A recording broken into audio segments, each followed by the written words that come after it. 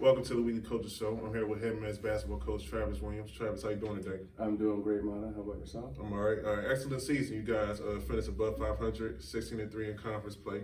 Just talk about the season overall, the highs and lows of the season, and what you guys are looking forward to heading into postseason play. Thank you, Mana. I appreciate that.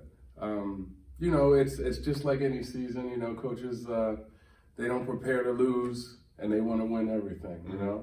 But I feel that the approach we took this season, which is kind of like a mirror of every season, when we play a really, really tough non-conference schedule before we get into conference play, I feel that this group has really taken to that and made the most of those opportunities, which obviously set us up for a great position in conference play. Definitely. Home playoff berth at home. Yep. That was the goal. We always set realistic, tangible goals. We talked about, we can get into the playoffs and then anything can happen from there. So I'm really, really proud of my guys for making it through all the way through this tough season with me. Absolutely, I agree. I feel like you guys started to click at the right time. You guys won 5 straight. You guys are currently the number 2 seed in the East, so congrats on that as well. Thank you. Now you guys are playing Wilkes-Barre. You guys are tied in the season. You guys went 1-on-1 against them. You guys recently beat them by 15 at home. Just talk about that matchup briefly. I feel that Penn State Wilkes-Barre, they're always going to be there, kind of like the through the PSUAC. They don't really bow down to any program from that point of view. Splitting 1-1, I felt that both teams were totally different teams. In the first game when we played Wilkes-Barre early January, and then playing them a little later in the month, they were missing a couple players. So I feel that we're probably going to get a different look again. So we'll probably be playing like a totally different team. Coach Mamrosh and I are doing what we can to scout, look for some any tendencies, look for some things that we want to take away to keep them uncomfortable on the floor. Also, in lieu of us, we're playing way better.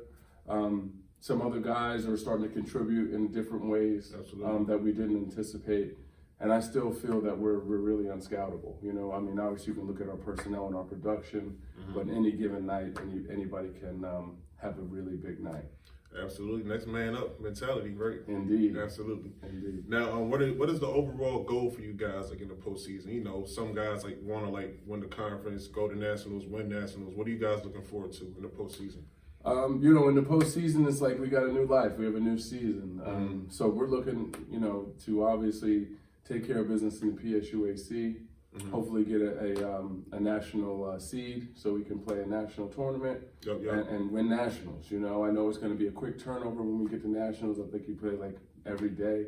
So they try to wrap everything up in a week. And I feel that this talented group that I have here has really been taking on and conditioning and really pushing forward those lines of physical prowess. So just looking forward to winning a national championship if possible. Absolutely. Don't want to get ahead of ourselves. Obviously, we have to take care of business here on Sunday, and then we have two other games in conference left if we get a chance to win. So just really trying to be humble, but also stay very focused, laser focused, and prepare for success. Yep, one game at a time, Coach. One game at a time. Indeed. Okay. Before we end, we're gonna do. Not the start bench cut this week. We're going to rank 3 college teams from your era, a little before your era. Okay. Okay. It's the 1990 UNLV team that won the championship. Okay. Duke with Christian Laettner and Grant Hill that won their championship in the Fab Five. Wow. That's a good one. I was always a Running Rebel fan. You know what I mean? So I definitely have to rank them number 1. I feel that just from a program as a whole at the time, and obviously the excitement of when you watch their games, they were very fun to watch. You got to go probably with that Duke team number 2. I feel that they ended up knocking off that UNLV team. You know what I mean? And the Fab Five. And the Fab Five, true, right? Yeah. But most importantly, there with the Duke team, I feel that they were well coached. They had a bunch of Hall of Famers. Obviously at the college level and the pro level on that team. But not quite as fun to watch as UNLV. And third, I'd have to go with the Fab Five. Fab Five. Big fan of Chris Webber and those guys, Jimmy King, Jalen Rose. They were really fun to watch too. I dressed like them when I was younger. You know, had the Maxes on the Barclays. You know what I mean? So culture-wise, they really spoke to a lot for basketball for everyone.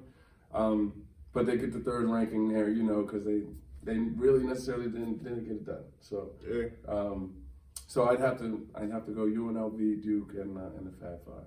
Yeah, it's not a bad list at all. Not a bad list, Coach. Not at all. Not at all. Thanks for the questions. You know, I always appreciate that. Well, best of luck in the postseason, Coach. Looking forward to see you guys perform. Thanks for stopping by for the weekly coaching show.